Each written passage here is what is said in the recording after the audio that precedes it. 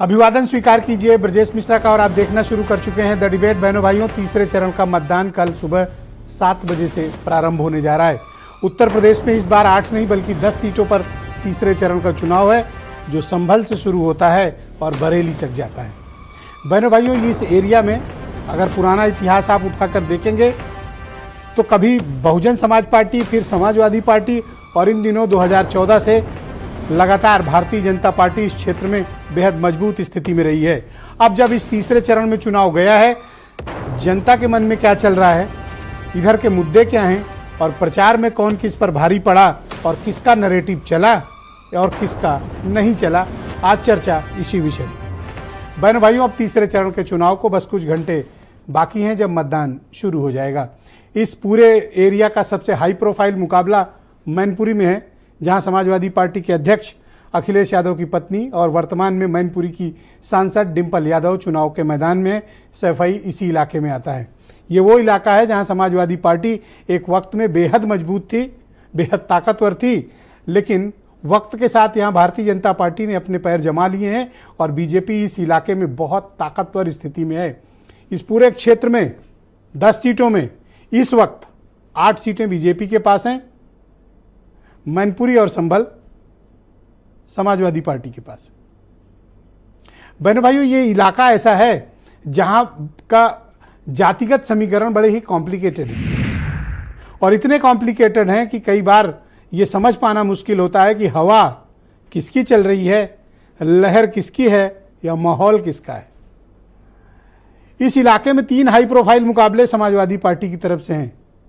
इसी यहां से मैनपुरी से डिंपल यादव, बदायूं से आदित्य यादव और फिरोजाबाद से अक्षय यादव। यादव फैमिली के 3 ताकतवर नेताओं का इस फेज में अग्नि परीक्षा है। समाजवादी पार्टी को अगर पूरे उत्तर प्रदेश में अपनी ताकत दिखानी है तो ये उसका 70% हिस्सा इस फेज में रिप्रेजेंट होगा। रुहेलखंड का इलाका जिसमें 2 महत्वपूर्ण सीटें हैं, आंवला और बरेली की सीट। बहनों भाइयों, बहुत ही दिलचस्प मुकाबला है। यह पूरा ओबीसी डोमिनेटेड फील्ड क्षेत्र है जहां पर चुनाव बड़ा मसला फंसा हुआ है और आप देखेंगे आंवला और बरेली में ओबीसी उम्मीदवारों की लड़ाई ओबीसी उम्मीदवारों से। इस इलाके में बाकियों के लिए करने के लिए ज़्यादा नहीं है, लेकिन इस इलाके में बेहद महत्वपूर्ण है चुनाव। बहुजन समाज पार्टी ने यहाँ से मुस्लिम कैंडिडेट इन इलाकों से दिए हुए हैं। क्या जो अपोजिशन के वोट हैं वो यूनाइट होंगे या भारतीय जनता पार्टी का जो कॉम्बिनेशन है वो इस इलाके में हमेशा सुपरहिट रहा है जातिगत इक्वेशन के मामले में, मुद्दों के मामले में। और ये इलाका बहुतायत, संभल को अगर आप छोड़ दें तो ये इलाका बहुतायत हिंदू डोमिनेटेड है और उसमें भी ओबीसी डोमिनेटेड है। ओबीसी में कौन कौन बिरादरी हैं जो डोमिनेटिंग है? यादव बिरादरी तो बहुत डोमिनेटिंग है इधर, उनकी बहुत अच्छी खासी तादाद प्रेजेंस इस इलाके में है। बदायूं, एटा, फिरोजाबाद, मैनपुरी, ये ऐसे इलाके हैं जो इस कम्युनिटी के पॉलिटिकली डोमिनेटिंग इलाके हैं। और भी समाज है, लेकिन आप जैसे ही रुहेलखंड की तरफ बढ़ते हैं कुर्मियों का बोलबाला है, मौर्य समाज का बोलबाला है उधर, वो बड़ी तादाद में है। जबकि हाथरस, आगरा वगैरह की तरफ अगर आप चलेंगे तो यहाँ शेड्यूल्ड कास्ट कम्युनिटी बड़ी तादाद में। इसमें सिर्फ 2 सुरक्षित सीटें हैं, हाथरस और आगरा। इन सीटों पर भारतीय जनता पार्टी की बहुत मजबूत प्रेजेंस रही है, स्पेशली हाथरस के एरिया में। बीजेपी वहाँ को पराजित करना लगभग नामुमकिन रहा है पिछले कई चुनाव में। तो इस बार इन सीटों पर मुद्दे क्या चल रहे हैं? बीजेपी ने पूरी ताकत लगाई इस इलाके में, प्रधानमंत्री की सभा, गृह मंत्री की सभा, और शायद ही कोई ऐसी पार्लियामेंट्री कॉन्स्टिट्यूएंसी इस इलाके की हो जहां मुख्यमंत्री खुद 2-2, 3-3 बार न जा चुके हैं। कई तो ऐसी सीट जगह हैं जहां पर वो 4 बार गए हैं।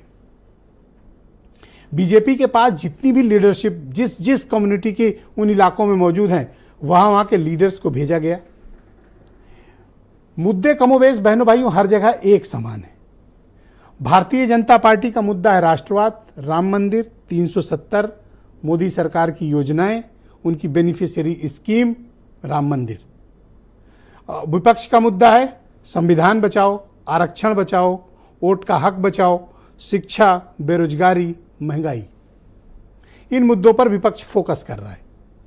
इस बार किन विषयों पर जनता वोट कर रही है? पहले 2 चरणों का अगर आप एनालाइज करेंगे तो ये पाएंगे कि इस बार वोटिंग परसेंटेज काफी कम है, जिसमें मथुरा का सबसे अलार्मिंग था, तकरीबन 13 से 14% वोट कम पड़े थे।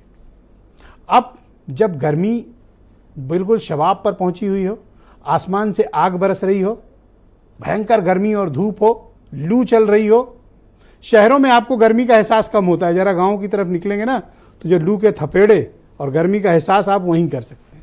शहरों में थोड़ा कम इसका प्रभाव रहता है, लेकिन उस इलाके में बहनों भाइयों गर्मी भी उतनी ही चरम पर है। वो भी एक मेजर फैक्टर है इस चुनाव का। ऐसे मौके पर चुनाव हो रहा है, ऐसे मौसम पर। अगर ये चुनाव 55 से 58% के बीच रहता है तो चुनाव फंसेगा, और अगर 60% के ऊपर गया, 62, 63, 64%, 65%, तो चुनाव एकदम क्लियर होगा। डिपेंड करेगा कि वोटिंग पैटर्न क्या है मतदाताओं का। क्या जो वोटिंग पैटर्न और मतदाताओं का वोटिंग बिहेवियर है, जो बागपत में रहा, जो मेरठ में रहा, जो पहले चरण में रहा सहारनपुर की तरफ, मुजफ्फरनगर की तरफ, वही वोटिंग पैटर्न है या उसमें बदलाव है? बहन भाइयों, अगर बदलाव है तो भी साफ दिखेगा, नहीं बदलाव है तो भी स्पष्ट होगा।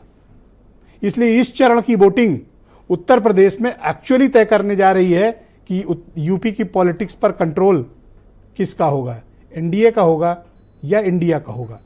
क्योंकि यहीं से जो हवा बनेगी, अब इसके बाद चुनाव किधर है? अवध क्षेत्र में। फिर किधर जाएगा चुनाव? ईस्ट यूपी के इलाकों में, और वो बड़ी ही डेंजरस पॉलिटिकल फील्ड है। बहुत मजा आने वाला है आपको। कुछ स्टेटमेंट सुने। वोट के रूप में 7 तारीख को ऐसा बटन दबाना, इंजेक्शन के रूप में ऐसा बटन दबाना तो इसकी चीख दिल्ली तक पहुंचे। मैं इतना ही कहना चाहती हूँ कि तीसरा चरण हो, पहला हो या दूसरा, जनता जानती है कि स्वच्छ स्पष्ट नीति वाली सरकार सिर्फ मोदी दे सकते हैं। देखिए, भारतीय जनता पार्टी ने तो 400 की बात भी करी, जबकि पूरी संख्या भी अगर उनकी जोड़ ली जाए तब भी 400 पार नहीं कर सकते। तो ये तो एक भ्रम फैलाने की बात। अरे सपा बसपा कांग्रेस वालों, तुम्हारा तो यूपी में खाता ही नहीं खुलने वाला है। तो बहनों भाइयों, आज की परिचर्चा को आगे बढ़ाएंगे। समीर सिंह उत्तर प्रदेश में भारतीय जनता पार्टी के प्रवक्ता हैं और उनके मित्र सुरेंद्र राजपूत कांग्रेस के प्रवक्ता मेरे साथ मौजूद हैं। रोहित अग्रवाल राष्ट्रीय लोकदल से हैं। दीपक रंजन हमें थोड़ी देर में ज्वाइन करेंगे, समाजवादी पार्टी के प्रवक्ता हैं। और नावेद सिको, जाने माने पत्रकार, ये भी मेरे साथ कार्यक्रम में मौजूद है। आप सभी का स्वागत और धन्यवाद इस कार्यक्रम में मेरे साथ शिरकत करने के लिए। समीर सिंह जी, कार्यक्रम की शुरुआत आपसे करना चाहता हूँ और मेरा पहला प्रश्न ये है कि इस